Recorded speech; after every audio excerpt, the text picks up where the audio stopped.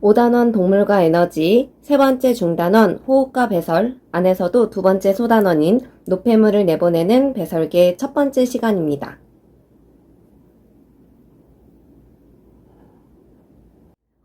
수업의 키워드는 배설, 배설계가 되고요. 학습 목표는 배설계의 구조와 기능을 설명할 수 있다입니다. 수업 순서는요, 배설의 정의에 대해서 이야기를 하고 배설을 담당하는 기관계인 배설계의 구조에 대해서 알아보도록 하겠습니다. 수업을 들어가기 전 우리는 5단원 거의 처음 부분에 우리 몸을 구성하는 세포 하나하나는 영양소와 산소를 받아들이고 세포 과정을 거쳐서 생명활동에 필요한 에너지와 두 개의 물질인 물과 이산화탄소를 얻는다고 하였습니다. 1단원에서 배웠던 원소 개념을 잠깐 떠올려 볼까요? 우리는 물질이라면 원소로 구성되어 있다라고 배웠습니다. 그러면 여기서 질문. 여기서 영양소는 어떤 원소로 이루어져 있을까요? 이건 바로 세포 결과 생성된 두 개의 물질, 이산화탄소와 물을 통해서 유추할 수 있는데요. 이산화탄소를 이루고 있는 원소는 산소와 탄소라고 배웠고, 물을 이루고 있는 원소는 수소와 산소라고 배웠습니다. 그러면 이산화탄소와 물을 구성하고 있는 이런 탄소, 수소, 산소 같은 거는 세포호흡에 필요한 이 영양소와 산소 중 어디에서 왔을까요? 네, 일단 두 물질에서 다 오기는 했겠지만 일단 대체로는 영양소에서 왔음을 알 수가 있습니다. 구체적으로는 분해했을 때 에너지가 나와야 하니 3대 영양소에서 왔다라고 이야기해 볼 수 있겠죠. 정리하면 3대 영양소인 탄단지를 구성하는 원소는 탄소, 수소, 그리고 산소까지임을 알 수가 있습니다. 방금 한 과정을 학습지 24쪽에 함께 정리해 봅시다. 우리가 탄수화물, 단백질, 지방은 모두 탄소 C, 수소 H, 산소 O로 구성되어 있다라고 이야기를 했는데요. 그래서 모두 다 세포호흡으로 분해됐을 때 생성되는 노폐물은 이산화탄소물, 이산화탄소물이 됩니다. 여기서 여러분이 주목해야 되는 게 단백질은 탄수화물 그리고 지방과는 다르게 다른 원소 하나가 더 포함되어 있는데요. 바로 질소입니다. 이 아이 때문에 우리가 단백질이 포함된 음식을 먹고 나서 생성된 이 노폐물에서 별로 좋지 않은 냄새가 나는 거랍니다. 질소로부터 생성되는 이 노폐물은 바로 오줌 찌린내의 주요 원인이 되기도 하는 암모니아입니다. 그러면 이렇게 세포호흡으로 생성된 노폐물이 어떻게 몸 밖으로 나가는지 오른쪽에 이어서 정리해 보도록 할까요? 일반적으로 이산화탄소와 소량의 물은 호흡기를 통해 날숨으로 나갑니다. 그리고 여러분도 알다시피 대부분의 물은 배설계를 통해 오줌으로 나가게 되는 거죠. 하지만 우리가 앞서 이 두 개의 물질과 다르게 암모니아는 그 자체로 독성이 너무너무 강해요. 그래서 몸에 축적이 되면 여러분의 신경계를 손상을 시킬 수도 있고요. 뇌에 영향을 미쳐서 생명을 위협할 수 있다라고 합니다. 그래서 이 암모니아는 거의 바로 독성이 약한 다른 형태로 전환이 되어야 하는데요. 그 형태가 바로 요소입니다. 이렇게 암모니아를 요소로 전환시켜주는 기관이 바로 간인데요. 우리가 간 같은 경우에는 소화단원에서 이 쓸개즙을 생성하는 기관이기도 했죠. 간은 굉장히 많은 역할을 수행하는 기관이에요. 어찌됐든 즉 이 단백질에서 분해된 노폐물인 암모니아는 그 자체로 독성이 굉장히 강하기 때문에 독성이 약한 형태인 요소로 간에서 바뀐 다음 배설계를 통해 오줌으로 나가게 되는 거죠. 그러면 지금 나온 물의 두 번째 그리고 암모니아처럼 세포호흡에서 생긴 노폐물을 오줌으로 내보내는 과정에 대해서 알아보도록 할 건데요. 그 과정을 우리는 배설이라고 이야기를 합니다. 좀 더 구체적으로는 혈액에는 세포결과 생성된 다양한 물질들이 녹아있게 되는데요. 이 중에서 우리가 이제 노폐물에 해당하는 것, 그 중에서도 우리가 단백질이 전환된 형태인 이 요소를 혈액에서 걸러내어 오줌으로 내보내는 작용을 우리는 배설이라고 이야기해 볼 수 있습니다. 이러한 배설 과정, 즉 노폐물 제거를 담당하는 기관계를 우리는 배설계라고 이야기를 합니다. 배설계. 자, 그러면 이 사람의 배설개는 어떻게 생겼는지 한번 밑에 그림으로 한번 알아볼까요?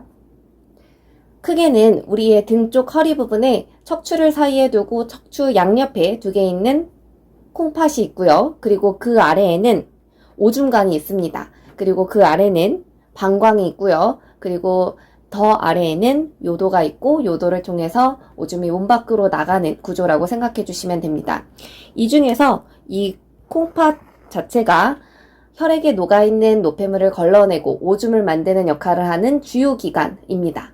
그러면 이 콩팥의 구조를 조금 더 자세히 알아보도록 할까요? 선생님이 지금 빨간색으로 동그라미 칠한 이 콩팥 부분을 떼어낸다고 생각을 하고 그 그림을 확대해서 바로 오른쪽에 이렇게 나타내 보았습니다.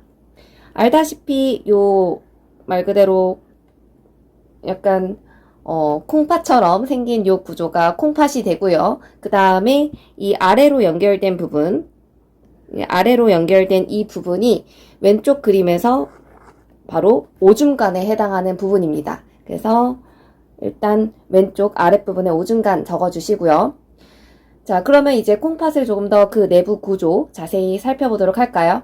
콩팥을 세로로 이렇게 좀 잘라서 살펴보게 되면 일단은 콩팥의 가장 겉에 있는 부분, 콩팥 겉질이 있고요. 그 다음에 살짝 안쪽에 있는, 속에 있는 부분이 있고요. 그 부분을 우리는 콩팥 속질이라고 합니다. 조금 더 콩팥 속질보다 안쪽으로 들어가게 되면 속이 비어있는 공간이 생기게 되는데 이거는 마치 옆에서 이렇게 니은 모양의 깔때기처럼 생겼다라고 해서 이것을 콩팥 깔때기라고 합니다. 이때 이 콩팥 겉질과 속질에서 노폐물을 걸러내고 난 결과물 바로 오줌이 생성이 되는데요. 이 콩팥 겉질과 속질 부분을 선생님이 100만 등분을 해보게 되면 그 조각을 오른쪽과 같이 나타낼 수가 있고요. 이 안에는 오줌을 만드는 기본 단위가 되는 구조물이 있습니다. 이러한 기본 단위를 우리는 네프론이라고 합니다.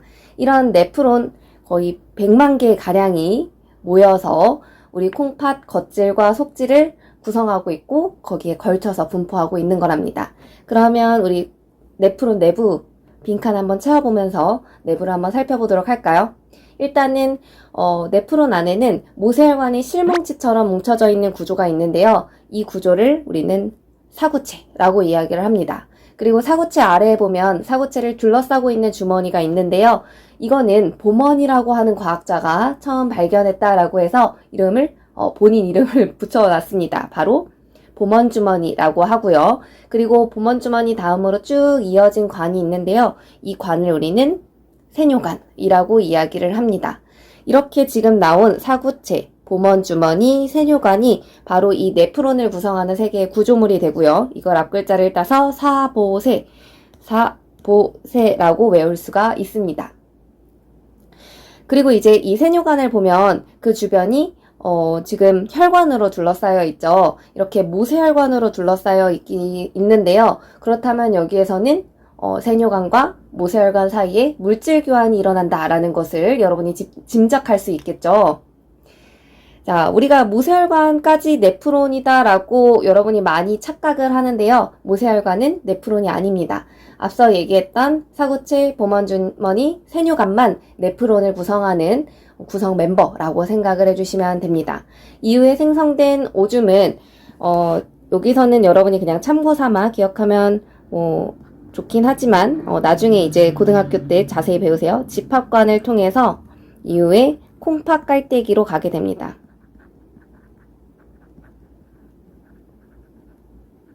이후에 콩팥 깔때기.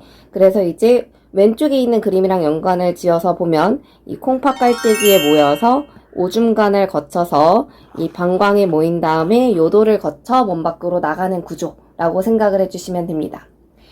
자, 이제 우리가 채우지 않은 4개의 빈칸이 있죠.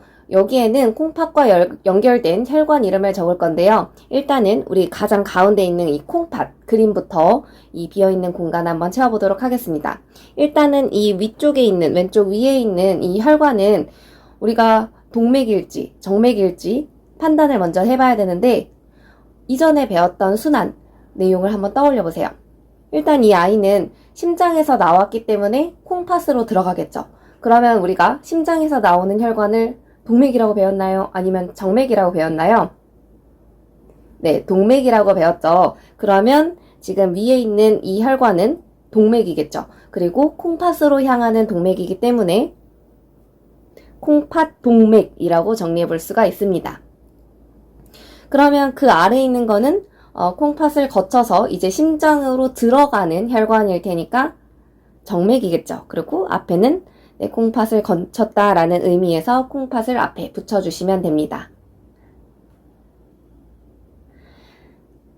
그러면 이제 오른쪽에 있는 그림에도 마찬가지로 해볼 수가 있죠. 일단은 혈액 자체가 이 약간 위쪽에 있는 이 혈관을 거쳐서 이 세뇨관을 둘러싸고 있는 모세혈관을 거쳐서 그 아래편에 있는 혈관으로 흐를 테니까 일단은 위쪽에 있는 이 혈관이 콩팥 동맥이 되겠고요. 그 다음에 아래쪽에 있는 혈관이 콩팥 정맥이 되겠죠.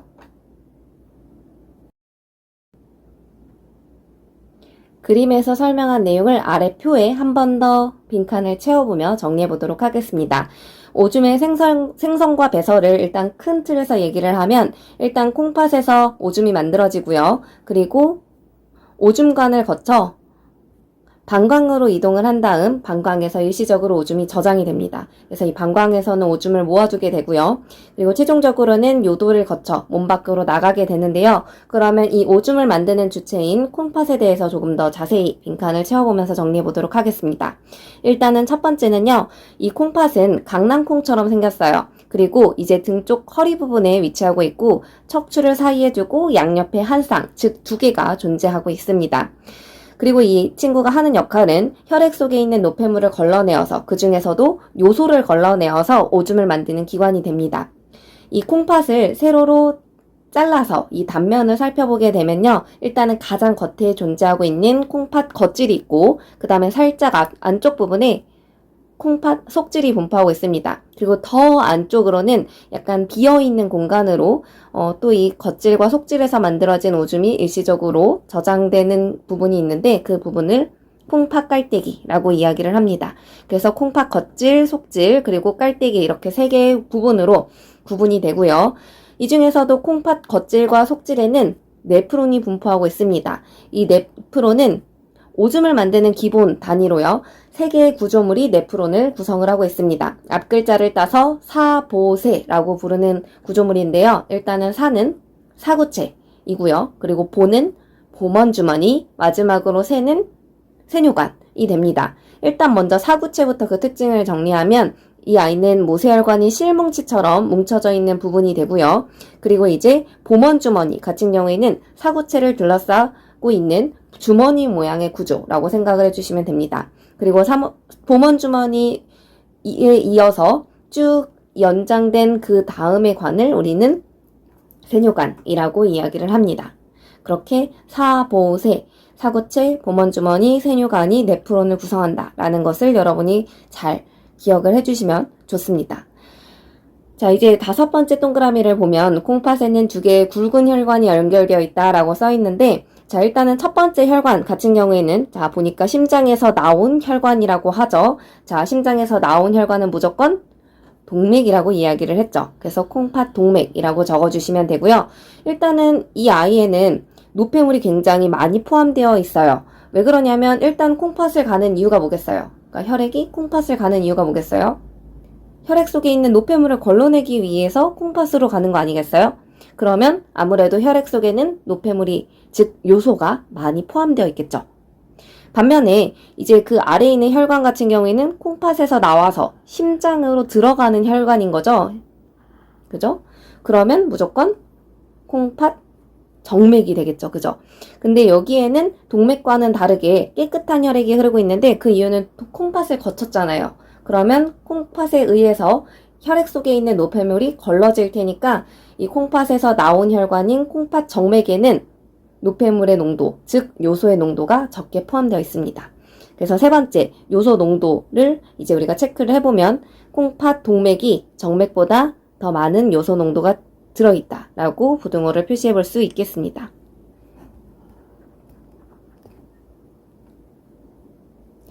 자, 학습지 26쪽을 펴서 이와 관련된 문제 1번과 2번을 잠깐 시간을 멈춰두고 한번 풀어볼까요? 네. 자, 1번 문제의 정답은 1번이 되겠고요. 그 다음에 2번 문제의 정답은 기역과 미을이 됩니다.